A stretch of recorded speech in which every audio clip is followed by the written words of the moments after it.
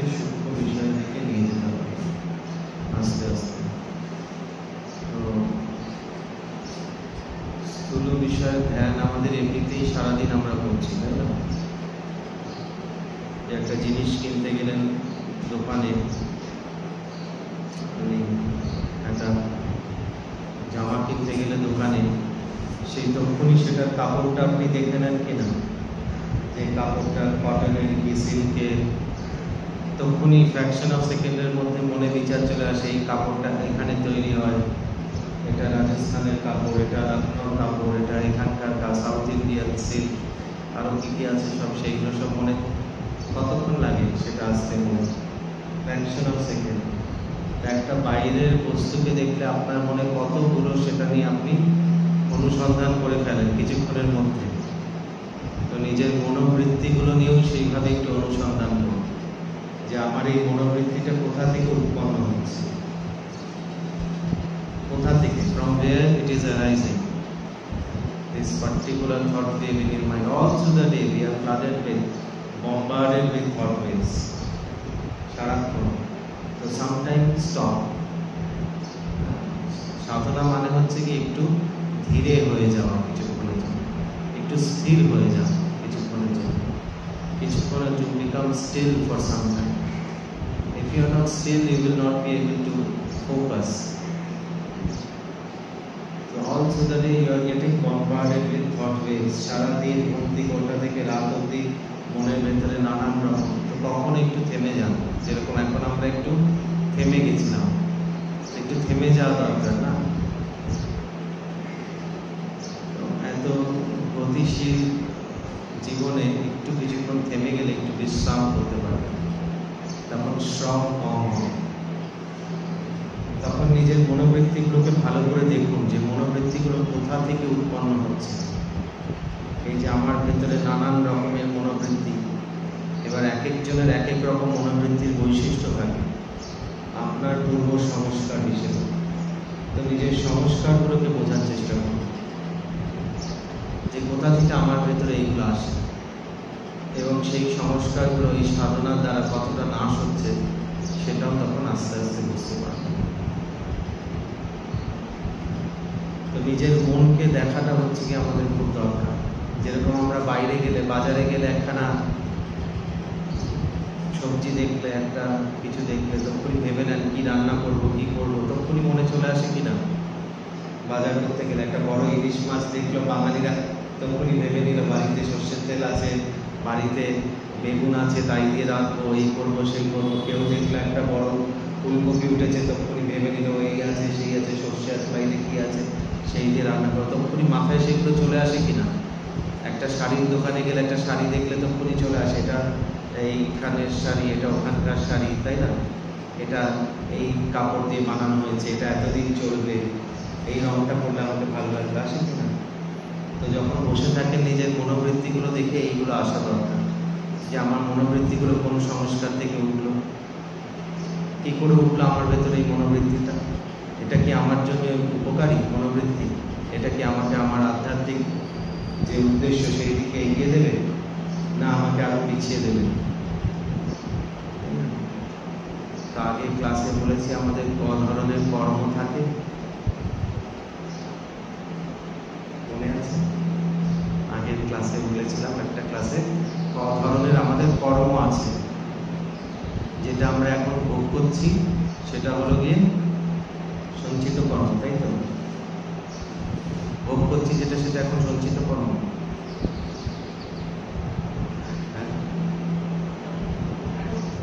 আপনি বলবেন না, আপনি বাদ ক্লাস থেকে প্রারব্ধ কর্ম, যেটা ভোগ করছি, যেটা ভোগ করছি প্রারব্ধ কর্ম, আর যেটা এখনো ভোগ করা বাকি আছে সেটা হচ্ছে কি সঞ্চিত কর্ম।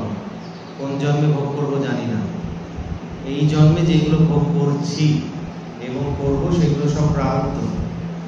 আর সঞ্চিত কর্ম হচ্ছে জন্ম জন্মান্তরে যেগুলো করে এসেছি আমরা, সেগুলো সঞ্চয় করা আছে যেখানে আমার, সেটা হচ্ছে কি সঞ্চিত কর্ম। আর এই এখন যেগুলো আমরা করছি এটা হচ্ছে কি ক্রিয়মান কর্ম। এটাই পরে গিয়ে আমার সঞ্চিত কর্ম হয়ে পরে গিয়ে আমার প্রারব্ধ কর্ম হবে। বোঝা গেল সাইকেলটা? It is like a cycle. যেটা আমি এখন করছি একটা আপনার ব্যাংক অ্যাকাউন্ট আছে, সেটা হচ্ছে গিয়ে সঞ্চিত কর্ম, যেটা আছে সেটা পরবর্তী জন্মে আমরা সেগুলো ভোগ করব। আর এখন যেটা করছি সেটা অলরেডি আমারই সঞ্চিত কর্ম, কোনো না কোনো জন্মে করা, তাই না?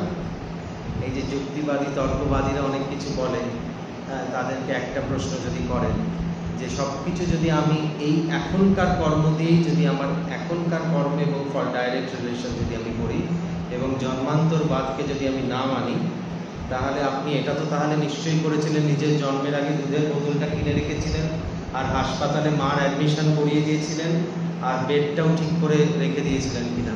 জন্মের আগে করেছিলেন তো? জন্মের আগে করেছিলেন এসে তো? করেননি? আপনি পাঠ্য করেছিলেন জন্মের আগে যে বেডটা কিনে রেখেছিলেন, হাসপাতালে মার অ্যাডমিশন করে দিয়েছিলেন, দুধের বোতল কিনে রেখেছিলেন? করেননি। আপনি করেননি। তুমি করেছিলেন? করেননি কেউ? কেউ? ও বাবা, তাহলে এইগুলো কি করবো না? তাহলে তো আমার এই যে যুক্তিবাদীদের তর্ক যে ডাইরেক্ট আমি করেছি বলে আমি পাচ্ছি, সেটা একমাত্র সিদ্ধ হবে জন্মান্তরবাদে, কারণ কর্মের থেকেই ফল উৎপন্ন হচ্ছে। এবার আমরা দেখছি কিছু শিশু জন্মাচ্ছে যার মা নেই, জন্মের পরেই মা মরে গেল, বা কেউ ফেলে দিয়ে চলে গেল, বা কেউ জন্মালে পুরো সুস্থ, কেউ অসুস্থ, কারো জন্মের পরে একদম রেডি আছে, ভালো হাসপাতাল, ভালো বেড, দুধ খাওয়ার জন্য ভালো ব্যবস্থা, আর আরেকজনের নেই। এরকম আমরা দেখি কিনা? তো এটা হচ্ছে কি আমাদের সঞ্চিত কর্ম থেকে আমরা যেইটা ভোগ করার আমাদের সময় এসে গেছে, সেটা ভগবান তখন একটা জায়গায় বার করে দিয়ে দেয়, সেটাকে বলে হচ্ছে কি প্রারব্ধ কর্ম। তাই প্রারব্ধ কর্মে আমরা এক একজন এক এক রকম ভোগ করছে দেখি, সেটা ডাইরেক্ট রিলেশন আমরা এই জন্মে পাই না। যে ও কিছুই করছে না কিন্তু কি আরামে আছে, এটা দেখি কিছুই করছে না কিন্তু কি আরামে আছে, ও জন্ম থেকেই কত সৌভাগ্য। তাই দিয়ে আমাদের হিংসে করে লাভ নেই, কারণ ওটাও করে রেখেছে কোনো না কোনো জন্মে, আমি এখন দেখতে পাচ্ছি এটা ওই করে রেখেছে কোনো না কোনো জন্মে, আমি সেটা এখন দেখতে পাচ্ছি। সেটা প্রারব্ধ কর্ম, যেটা আমার করা। খারাপ অনেক সময় আপনি কিছুই করলেন না কিন্তু এটা খারাপ হলো, হয় কিনা এরকম? যে লোকে বলে আমি কি পাপ করেছি আমি জানি না, কিন্তু আমি এটা ভোগ করতে হচ্ছে আমাকে, হয়তো এই জন্মে করিনি কিন্তু কোনো না কোনো জন্মে হয়তো করেছিলাম।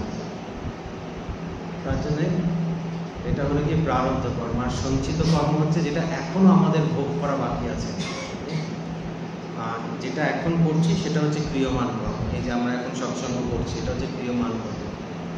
এই ক্রিয়মান কর্ম গিয়ে সঞ্চিত কর্ম হয়ে গিয়ে প্রারব্ধ হয়ে আমার কাছেই ফেরত আসবে, আর কারোর কাছে যাবে না।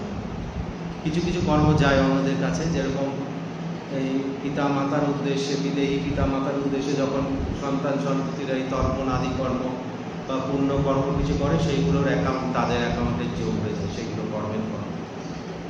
তো হঠাৎ করে দেখবেন এই জন্মে আপনার যদি খুব কিছু একটা ভালো হলো, কিছু একটা হঠাৎ করে আপনি কোনো চেষ্টা করেনি, সেটা জানবেন কোনো না কোনো জন্মের পূর্বপুরুষরা, মানে আপনার নেক্সট জেনারেশন পূর্বপুরুষ হচ্ছে, আপনি যাদের পূর্বপুরুষ ছিলেন আগের জন্মে, তাদের নেক্সট জেনারেশনরা এখন হয়তো আপনার জন্য কোনো পুণ্য কর্ম করছে বা করেছে, তার ফল আপনি পাচ্ছেন।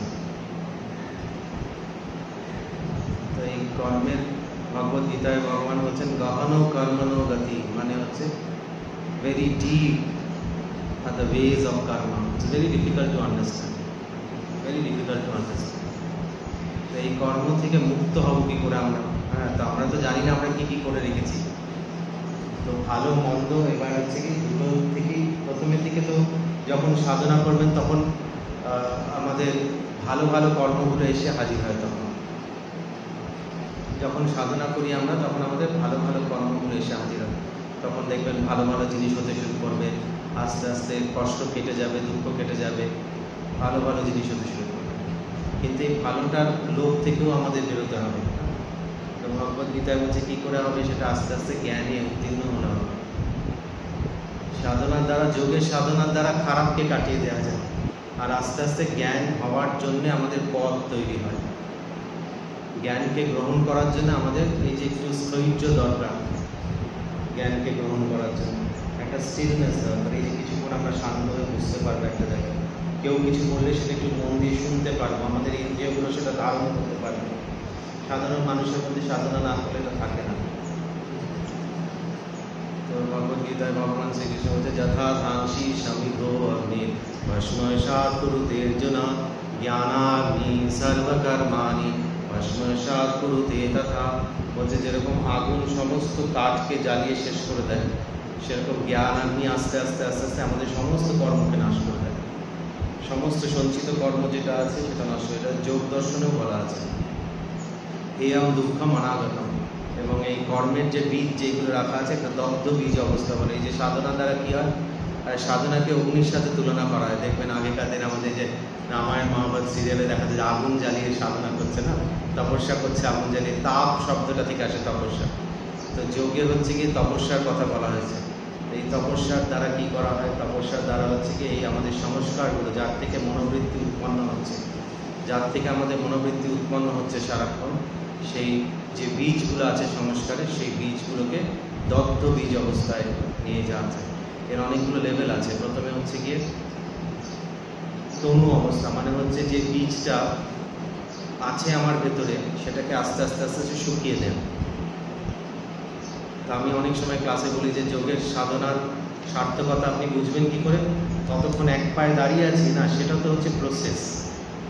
সাধনায় সার্থক হলাম কি করে বুঝবো, যে আগে যেই বাসনাগুলো আমাকে খুব উদ্বেলিত করতো মনের ভেতরে, সেইগুলো কি এখনো সেভাবেই করে, সেটা নিজের মনকে বিচার করে দেখতে হবে। সময় থেকে সময় নিজের মনকে বিচার করে দেখতে হবে যে আগে যেইগুলো আমাকে ভীষণ নাড়িয়ে দিয়ে যেত, সেইগুলো কি এখনো ওইভাবেই করে, না আস্তে আস্তে সেটা কমেছে। সেটা হচ্ছে এই আমাদের সংস্কারের বীজগুলোর তনু অবস্থা। আর এটা কি আস্তে আস্তে আস্তে আস্তে তপস্যার দ্বারা দগ্ধ বীজ অবস্থায়, যে প্রাণায়ামের দ্বারা ধীরে ধীরে ধীরে ধীরে এগুলো নাশ হয়ে যায়। প্রাণায়ামের দ্বারা, এটা প্রাণায়ামের মাহাত্ম্যে বলা আছে, ভগবদ্গীতাতেও বলা আছে গীতা অধ্যয়নশীলাস্য প্রাণায়াম পরস্য নৈব সন্তি চ পাপানি পূর্বজন্ম কৃতানি চ। এই পূর্বজন্মে আগে যা যা আমরা করে এসেছি সেগুলো আর আমাদের স্পর্শ করে না, নষ্ট হয়ে যায়। ঠিক আছে, কারো কোনো প্রশ্ন? কর্মগুলো মনে থাকবে তো? আর জন্মান্তরবাদে আমরা বিশ্বাসী। এটা আপনি কর্মফলবাদ আর জন্মান্তরবাদ হচ্ছে লিঙ্কড। আপনি কোনোদিনও একটাকে আলাদা করে বোঝাতে পারবেন না। এই যে খ্রিস্টানরা, মুসলমানেরা জন্মান্তরবাদে বিশ্বাস করে না।